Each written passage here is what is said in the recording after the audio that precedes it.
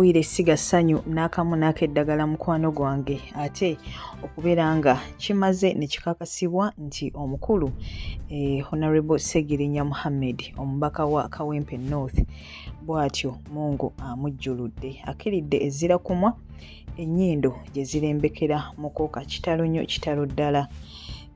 Amawulire gatandise ku makya okubeera nga ate gayitingana ssaawa nga 12:11 ez'okumakya ng'era kigambibwa nti maama wa Honorable Segirinya bw'atyo ye yabise mutabani we oluvannyuma lw'abasawo okumutegeeza nti obwongo bwe bufudde n'ebitundu bye eby'omubiri ebirala bwe bityo bifudde. Si ye bw'atyo n'agenda mu maaso n'okubeera ng'ate amubika wabula oluvannyuma amawulire gavuddeyo ng'abantu ab'enjawulo batutegeeza nti omukulu akyali mulamu just abasawo babategeezezza nti obwongo bwe bufudde n'ebitundu ebirala eby'omubiri bifudde wabula nga ye akyalinamu entunnunsi wabula munnange obudde gye bugenze bweyongera maaso eyo ssaawa 6 bwe tutyo ne tutegeezebwa abasawo okuva ate Lubaga Hospital omukulu Honorable Segirinya ate gy'abadde ajjanjabibwa bwe batyo munnange bafulumizza ekiwandiiko mu butongole nga batutegeeza nti omukulu Honorable Segirinya bw'atyo afudde.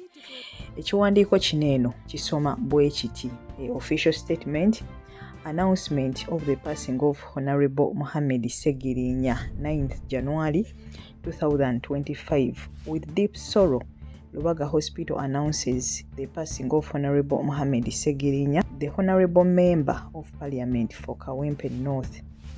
Honorable Segirinya has been under the dedicated care of our medical team at Lubaga Hospital.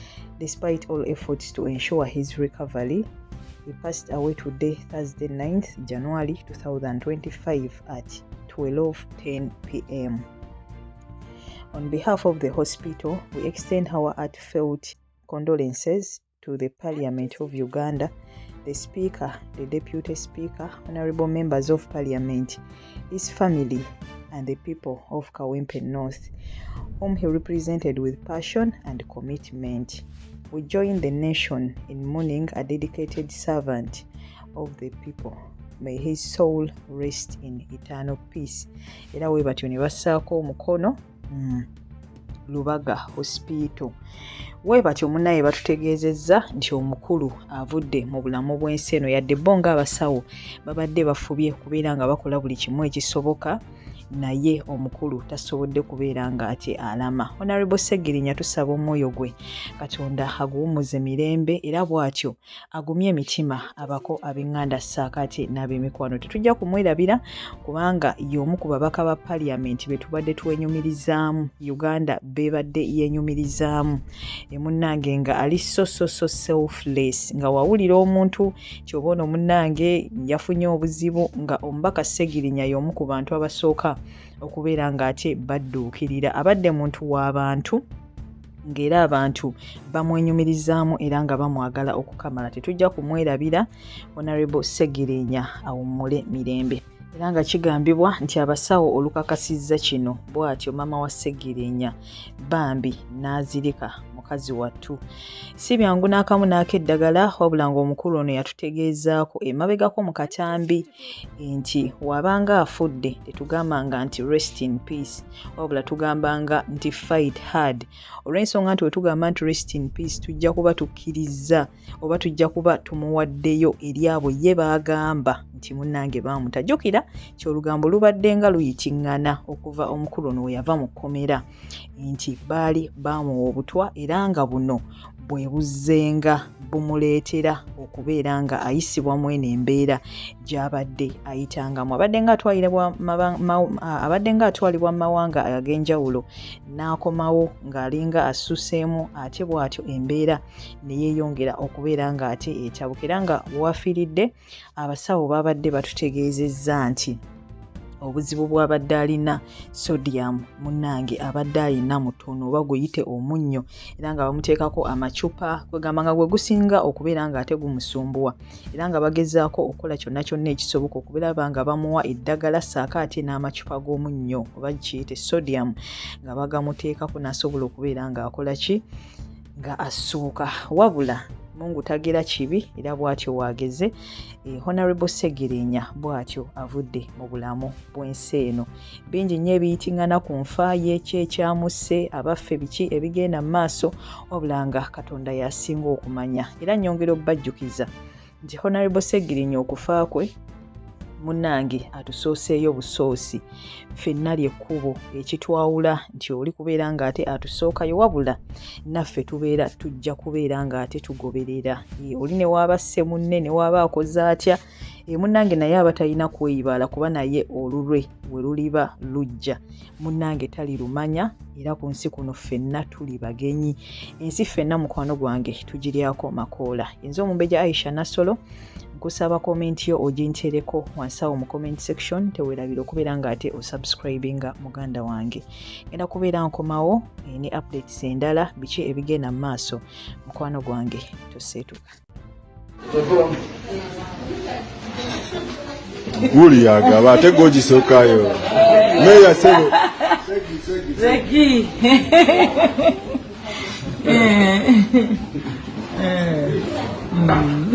Musitulire kugugo meya gwa kusitula. Ate otadde wali eri.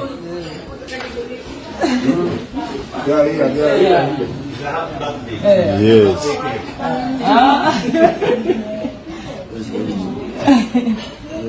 Mukoje.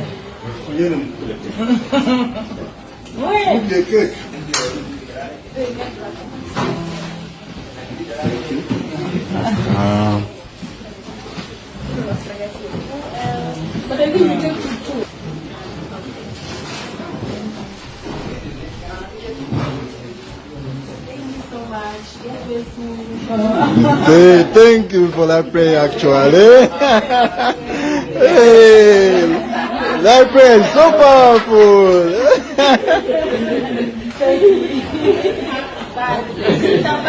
Yes.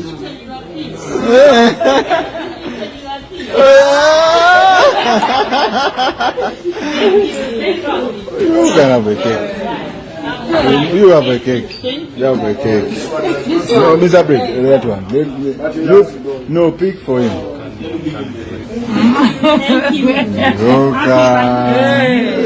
Sasa tupatie nini vile. Oh. All right. This morning, we got news from the mother of our colleague, the Honorable Segirinya, that he had passed on. Honorable Segirinya was brought to this hospital, Lubaga Hospital, a couple of days ago. His situation had become dire. He had over time stabilized, and so he was on and off. When he got dire, he was brought to hospital here for proper attention. He's been in ICU, and when we engaged the doctors told us, together with family, to make sure that people don't come to see him, guests and so on, to avoid him catching infections, because he was in a very critical condition. So he's been that way for a while. His situation has been deteriorating for the past couple of days. And this morning, the doctors told the mother that he had become brain dead, and almost all his organs had shut down. In fact, all his organs had shut down. And of course, that's what now threw the mother off balance. She got in touch with us and told us that Hassan, the Honorable Segirinya, had passed on. We rushed to hospital. I was able to access ICU together with Comrade Lewis Rubongoya. Of course, other leaders did join along the way. But the interface we had with the doctors have told us that what still is in place is a very slight pulse, because he's on a vent, he's on a machine.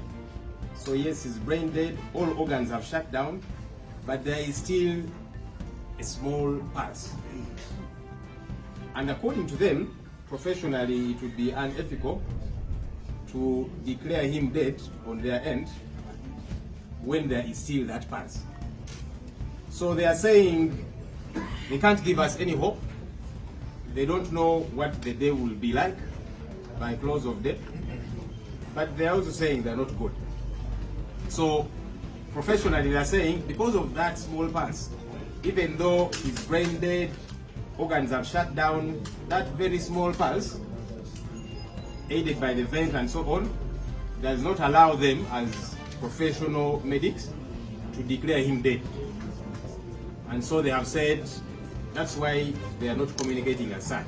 Of course, the mother was thrown off balance, and that's why she did reach out to us to give us that very disturbing news. So the current status quo, as per the doctors, is that yes, he's brain dead, organs have shut down, but there's still a very small pulse. We asked them, are you giving us hope? They said, we don't want to give you hope, but they said they're not God. God can perform a miracle.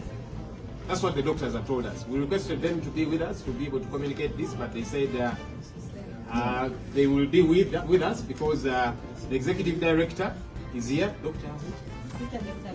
Sister Dr. Grace, who is the acting executive director, but she's the medical director. So she told us she might not speak, but she will be with us because she, together with other doctors, that's the brief that they have given to us.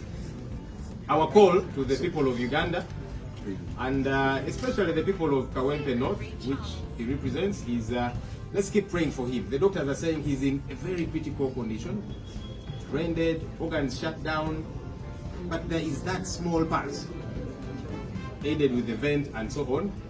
And so professionally on that end, they're saying they cannot at this point declare him dead. So let's keep praying for Honorable Segirinya, even though yes, medically they're saying hope is it's a fairly grim picture, but there is God in heaven. That's the update we can give for now.